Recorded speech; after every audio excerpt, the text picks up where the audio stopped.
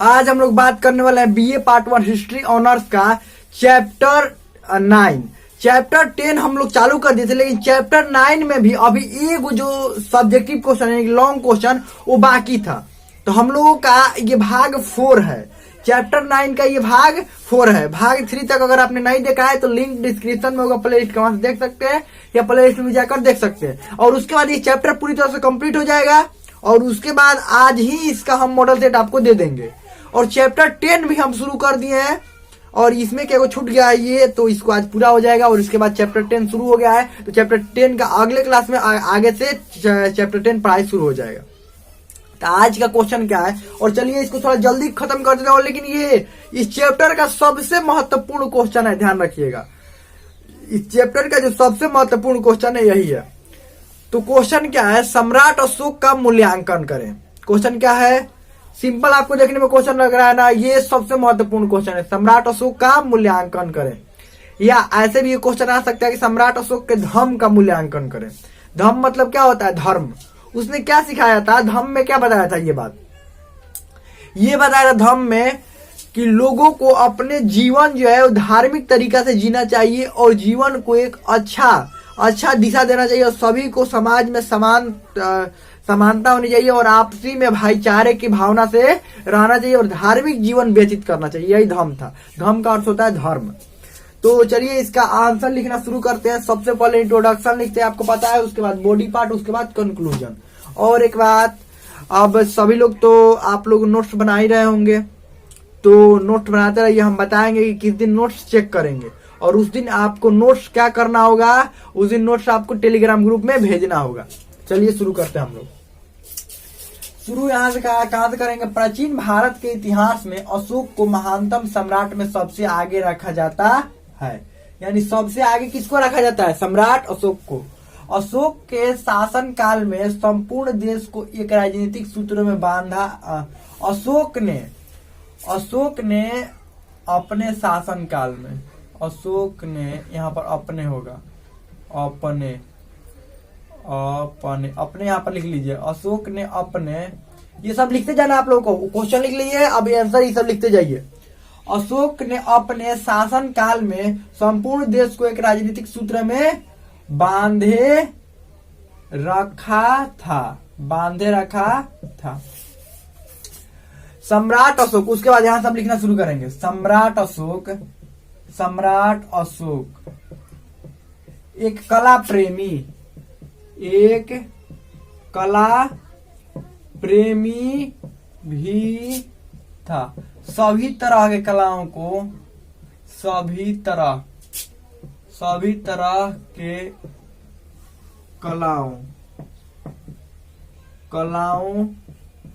को बढ़ने का संपूर्ण अवसर देता था। संपूर्ण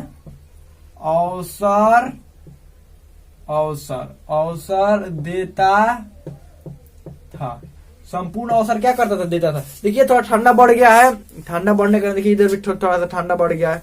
थोड़ा नहीं, थोड़ा ज्यादा ही ठंडा, पता नहीं इतना ठंडा कैसे पड़ने लगा। ठंडा के दिन है तो ठंडा ही लगेगा, गर्मी तो लगेगा नहीं, लेकिन फिर भी इतना ठंडा कैसे पड़ने लगा, कैसे का पड़ने लगा। हर साल ठंडा तो पड़ता ही है, थोड़ा ठंडा ज्यादा हो गया है, इसलिए ये थोड़ा सा ठंडा ज्यादा होने के कारण थोड़ा सा लिख कम पा रहे हैं। देखिए थोड़ा सा इस पर अच्छा से लिख नहीं पा रहे हैं, तो थोड़ा सा आप लोग ध्यान से इसको देख लीजिएगा।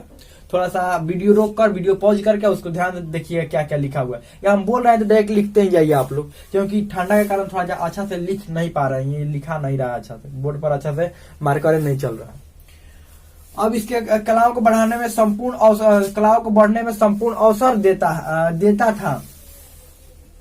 यह एक कुशल, यहां से लिखेंगे, यह एक कुशल राजा, यहां से लिखेंगे, यह एक कुशल राजा, सेनापति और एक साम्राज्य निर्माता था। साम्राज्य निर्माता था, पूरा लिख लिए ना। उसके बाद यहाँ अब प्रारंभिक जीवन लिखकर अंडरलाइन डैश करेंगे। ये सब आंसर आप ही लोगों को लिखना। प्रारंभिक जीवन के बारे में, हम प्रारंभिक जीवन के बारे में इसके बताया है ना। प्रारंभिक जीवन के बारे में क्या लिखेंगे, इसके पिता का नाम लिखेंगे, इसके पिता का नाम क्या था, बिंदुसार। इसके पिता का नाम बिंदुसार था। इसे बचपन से ही कुशल योद्धा बनने का प्रशिक्षण दिए जाने लगा। बनाने का या बनने का प्रशिक्षण देख लीजिए, शिक्षण ऐसे लिखा जाता है, प्रशिक्षण यानी ट्रेनिंग, इसको इंग्लिश में क्या कहते हैं, ट्रेनिंग। प्रशिक्षण दिए जाने लगा, प्रशिक्षण दिए जाने लगा। और साथ में बाकी इसके भाइयों को भी एक कुशल राजा बनने का प्रशिक्षण दिए जाने लगा। धीरे धीरे ये लोग बड़े हुए और बिंदुसार यानी इनके पिता बूढ़े होते चले गए और इनको अलग अलग जगह के प्रशिक्षण खत्म होने के बाद इनको अलग अलग जगह के राज्यपाल बना दिया गया। बना दिया गया। सम्राट अशोक को भी कई जगहों का राज्यपाल बनाया गया। उसके बाद यहां से लिखेंगे, उसके बाद तक्षशिला में हुए एक विद्रोह को दबाने के लिए सबसे पहले बिंदुसार ने और सम्राट अशोक के बड़े भाई सुसीम को भेजा। अब यहाँ पर भारत का मैप बना सकते हैं। तक्षशिला वाला बात आएगा तो भारत का मैप क्या कर सकते हैं, बना सकते हैं। तक्षशिला लिख सकते हैं, पूरा ये कश्मीर वाला इलाका में गया था यहाँ पर। और ये मगध लिख सकते हैं, ये सॉरी पाटलिपुत्र, मगध तो पूरा फैला हुआ था, पाटलिपुत्र। ये तक्षशिला ऐसे लिख सकते हैं, तक्षशिला दबाने के लिए भेजा गया। ये तक्षशिला में विद्रोह को दबाने के लिए भेजा गया, लेकिन सुसीम पूरी तरह से असफल हो गया। उसके बाद सम्राट अशोक को भेजा गया और वो जल्द ही तक्षशिला में उत्पन्न हुए विद्रोह को दबा दिया। और उसके बाद दबाने के बाद ये सभी मंत्रिमंडल के सभी लोग और प्रधानमंत्री की नजर में आ गया और सभी चाहते थे कि सम्राट अशोक राजा बने।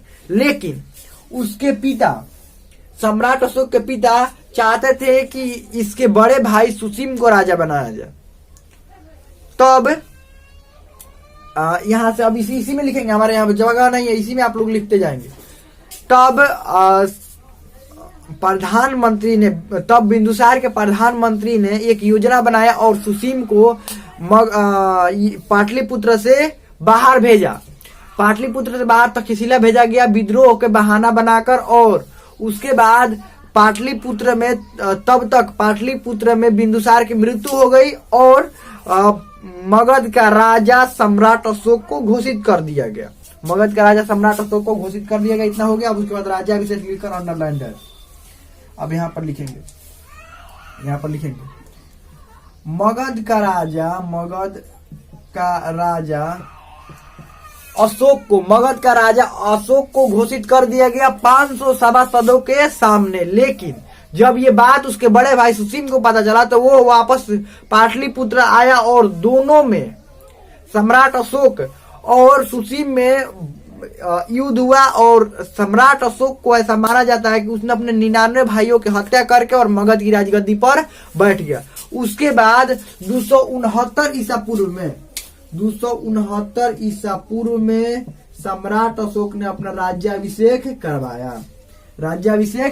करवाया और उसके बाद इसको पूर्ण रूप से मगध का शासक बना दिया गया। जिसके बाद इसके क्षेत्र में इसके शासन व्यवस्था में यानी कि इसके प्रशासनिक व्यवस्था में इसने कई बदलाव किए और कई क्षेत्रों को अपने मगध में मिला लिया। उसके बाद यहाँ से अब उसके बाद लिखेंगे, एक और लिखकर यहाँ पर अंडरलाइन डैश करना चाहिए था, कालिंग पर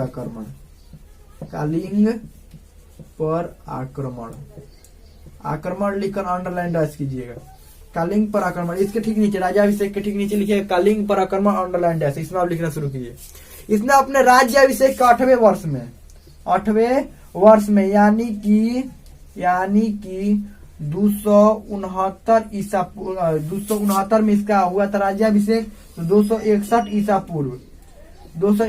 ईसा पूर्व में इसने कालिंग पर आक्रमण किया। 261 ईसा पूर्व में कालिंग पर आक्रमण किया और बहुत दिन युद्ध चलने के बाद, बहुत ही नुकसान होने के बाद अंत में मगध की विजय हुई और मगध की विजय होने के बाद जब सम्राट अशोक कलिंग का निरीक्षण करने गया तो वहां पर लाशों की ढेर देखकर इसके मन बहुत विचलित होने लगा और इसका मन में एक बेचैनी सा उठने लगा कि हमारी वजह से इतने निर्दोष लोग मारे गए हैं। और कलिंग में बहुत ही तबाही मचा था, इसमें सब लिखेंगे। कलिंग में बहुत तबाही मचा था, वहां पर बहुत ही लोगों की हत्या कर दी गई थी, बहुत सारे निर्दोष लोगों को मार दिया गया था, जिसके कारण सम्राट अशोक को मन में बेचैनी होने लगी। और वो अपने जब राजमहल में वापस आया तो वहां से आने के बाद इसकी मन शांत हो ही नहीं रहा था और इसके मन में बेचैनी बढ़ती जा रही थी, बस बेचैनी बढ़ती जा रही थी। हो गया उसका धार्मिक जीवन। सम्राट अशोक के धार्मिक जीवन लिखकर अंडरलाइन डैश, सम्राट अशोक के धार्मिक जीवन लिख लिया, उसके बाद अंडरलाइन डैश, उसमें लिखना शुरू करेंगे। क्या लिखना शुरू करेंगे? सम्राट अशोक ने जब कलिंग पर आक्रमण किया तो उस स्थिति को कलिंग पर आक्रमण हुआ और जब मगध कलिंग को जीत लिया तब वहां के लाशों को ढेर को देखकर सम्राट अशोक के हृदय परिवर्तन हुआ और उसके मन में बेचैनी होने लगा, जिसके कारण वो जब अपने महल में वापस आए, इस सब में इसमें लिखेंगे सम्राट अशोक के धार्मिक जीवन में वापस आए तो उसके मन में बेचैनी होने लगी। और उसके बाद उसने अपने महल में उसने अपने महल में निग्रोध, जिसका क्या नाम था? निग्रोध, ध्यान रखिएगा। निग्रोध दिखाई दे रहा है, निग्रोध यहाँ पर ऊपर लिख देते हैं, निग्रोध को अपने महल में निग्रोध को घूमते हुए देखा। निग्रोध सुसीम का बेटा था और उसको घूमते हुए देखा और देखा कि इतना शांत ये कैसे घूमता। जब ये बात पूछा तो निग्रोध ने ये बताया कि मैंने बौद्ध धर्म को अपनाया है। और तो अशोक ने भी बौद्ध धर्म अपनाने की इच्छा जाहिर की, जिसके बाद सम्राट अशोक ने बौद्ध धर्म की शिक्षा उपगुप्त से लिया। जिसके बाद बौद्ध धर्म की शिक्षा उपगुप्त से लिया, बौद्ध धर्म की शिक्षा उपगुप्त से लिया और इसने अपना पूरा जीवन अब धर्म के क्षेत्र में बिताने लगा। हथियार बिल्कुल त्याग दिया, युद्ध करना सब बंद कर दिया और सभी मंत्रियों को धर्म यात्रा पर भेजने लगा, और उसके बाद खुद भी धर्म यात्रा पर निकलने लगा, और अपना बेटा महेंद्र और अपनी बेटी संघमित्रा को भी इसने, इस बात को अंडरलाइन कीजिएगा, महेंद्र और संघमित्रा, इसमें सब लिखना है आगे धार्मिक जीवन में। इसने अपने बेटा महेंद्र और बेटी संघमित्रा को श्रीलंका भेजा बौद्ध धर्म के प्रचार करने के लिए, और इससे प्रभावित होकर वहां के सिंगली वंश के राजाओं ने भी बौद्ध धर्म को ग्रहण कर लिया। और सम्राट अशोक ने उस समय से पूरी तरह से युद्ध त्याग दिया और सभी मंत्रियों को धर्म यात्रा पर भेजने लगा और खुद भी धर्म यात्रा पर निकल गया। और अपने राज्याभिषेक के 10वें वर्ष में वो गया पहुंचा। 10वें वर्ष में ये सब लिखना है। 10वें वर्ष में गया पहुंचा और अपने राज्याभिषेक के 20वें वर्ष में नेपाल पहुंचा, जहां पर पहुंचकर वहां का टैक्स शून्य कर दिया, वहां का टैक्स लेना वहां से शून्य कर दिया और उसको बिल्कुल टैक्स मुक्त कर दिया, उस जगह को टैक्स मुक्त कर दिया। हमें लगता है कितना समझ में आ गया होगा। आगे लिखेंगे अशोक के अभिलेख। अशोक ने अपने अभिलेख 3 तरह से लिखवाए हैं।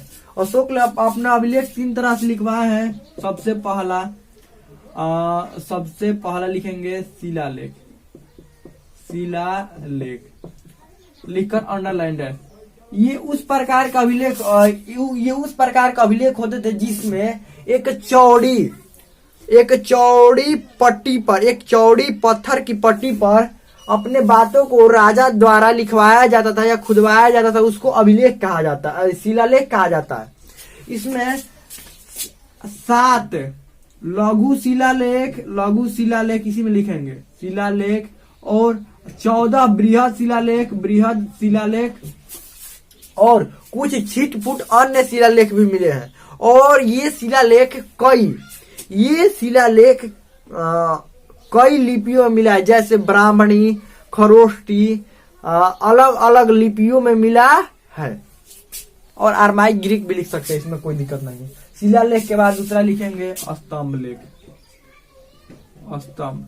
जब सम्राट अशोक द्वारा अपने संदेशों को स्तंभ यानी खंबे पर लिखवाया गया तो उसको स्तंभ लेख कहा जाता है। और उसके बाद 3 नंबर में गुहा लेख। गुहा लेख, अब गुहा लेख में क्या करेंगे, जब सम्राट अशोक द्वारा अपने संदेशों को गुफाओं में लिखवाया जाने लगा उसको गुहा लेख कहते हैं। और इसका सबसे बेहतरीन उदाहरण बराबर की गुफाएं, इसमें सब लिखेंगे। इसका सबसे बेहतरीन उदाहरण बराबर की गुफाएं है। वहां पर 4 प्रकार की गुफाओं का निर्माण करवाया। 4 प्रकार की गुफा लिख कर ऐसे 4 प्रकार के लिख लीजिएगा गुफा, और चारों गुफा का नाम लिख लीजिए, बोल रहे हैं। पहला सुदामा गुफा, सुदामा गुफा, लोमस ऋषि, विश्व झोपड़ी और कर्ण चौपर। कर्ण चौपर 4 गुफाओं का नाम लिख लीजिएगा। अब बस उसके बाद प्रशासनिक व्यवस्था। सम्राट अशोक का और एक बात, शिलालेख के बारे में और भी आप लिखना चाहते हैं ना, जैसे 14 शिलालेख के बारे में पूरा विस्तार से वर्णन करवाया है ना, उसको लिख सकते हैं। 7 को लघु शिलालेख कहाँ से मिले, इसको बहुत ही विस्तार से वर्णन करवाया, ये सब लिख सकते हैं। बहुत ज्यादा लंबा ये क्लास हो गया, इसीलिए सोच रहा है कि जल्दी ही इसको निपटा दिया जाए, इसको जल्दी खत्म कर दिया जाए। और एक बात समझिए, आपको सिर्फ ये जानना है ना कि कैसे कैसे लिखा जाएगा, आंसर क्या क्या होगा। तो एक एक बात हम बता दिया। बताइए, बहुत सारे बच्चे ये कहते थे कि बताइए, आप बता नहीं रहे हैं कि लिखा कैसे जाएगा। देखिए, हम तो सब बता दिया, हर चैप्टर का बता रहे हैं। ये 9 गो चैप्टर हुआ ना, 9 का 9 चैप्टर में बताया है। अब प्रशासनिक व्यवस्था, सम्राट अशोक का एक बेहतरीन प्रशासनिक व्यवस्था लिखकर अंडरलाइन है। तो अब इसमें लिखेंगे सम्राट अशोक का एक बेहतरीन प्रशासनिक व्यवस्था था और इसकी सेनाओं की संख्या भी बहुत अधिक थी और इसके बेहतरीन सेनापति थे। साथ में ही इससे लोग बहुत आसपास के राजा बहुत ही भयभीत होते थे। इसने अपने जीवन में मात्र एक ही युद्ध किया, वो था कालिंग। एक ही युद्ध, क्योंकि इससे पहले वाला जो विद्रोह दबाने गया था वो युद्ध थोड़े करने गया था तक्षशिला में। इसने अपने जीवन में सिर्फ एक ही युद्ध किया और वो कालिंग, और वो उसका अंतिम युद्ध हो गया और वो सम्राट अशोक का अंतिम युद्ध साबित हुआ। और उसके बाद उसका हृदय परिवर्तन हो गया और उसने अपने सारे मंत्री, सेनापति, सैनिक सबको धर्म के प्रचार में लगा दिया और अपना युद्ध पूरी तरह से त्याग दिया। लेकिन शुरुआती दौर में राजा के सप्तांग सिद्धांत पर इनका प्रशासनिक व्यवस्था कार्य करता था। राजा का सप्तांग सिद्धांत लिखकर, राजा का सप्तांग सिद्धांत लिखकर सिद्धांत, और 1 नंबर में 2 नंबर में राजा, अमात्य, जनपद, ये सब दुर्ग, ये सब लिख सकते हैं। 7 तो लिखवाए है ना, 7 तो लिख सकते हैं। और प्रशासनिक व्यवस्था में तो हाँ, इसके प्रांत भी 5 गो, 5 प्रांत के बारे में हम बताए हैं ना, तो 5 प्रांत के बारे में लिख देना। 5 प्रांत के बारे में, 5 प्रांत कौन कौन, उत्तरापथ, दक्षिणापथ, अवंती, मध्य देश और एक था ये कालिंग। 5 गो हो गया ना, तो 5 के बारे में यहाँ पर लिख सकते हैं। 5 गो बस, और कुछ नहीं।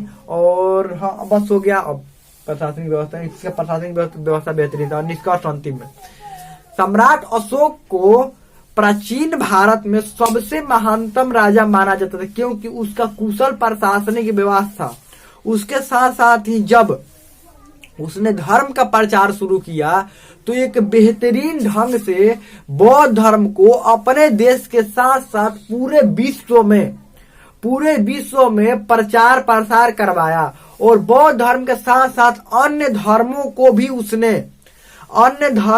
भी उसने सहायता किया और अन्य धर्म के लोगों को भी वो भरपूर मदद करता था। इसका बेहतरीन उदाहरण बराबर की गुफाएं हैं। बराबर की गुफाओं में कई धर्मों के संत जाकर तपस्या करते थे और उसके बाद यहाँ पर वो तपस्या करते थे। और सम्राट अशोक के इसी कार्य की वजह से सम्राट अशोक को इतिहास में एक महानतम राजा माना जाता है। बस हो गया खत्म। ये चैप्टर 9 पूरी तरह से कंप्लीट हो गया। हम लगता है बहुत अच्छा समझ में आ गया होगा। इसमें कोई भी डाउट हो, कोई भी क्वेश्चन हो, आप कमेंट में पूछ सकते हैं। हम लगता है समझ में आ गया होगा।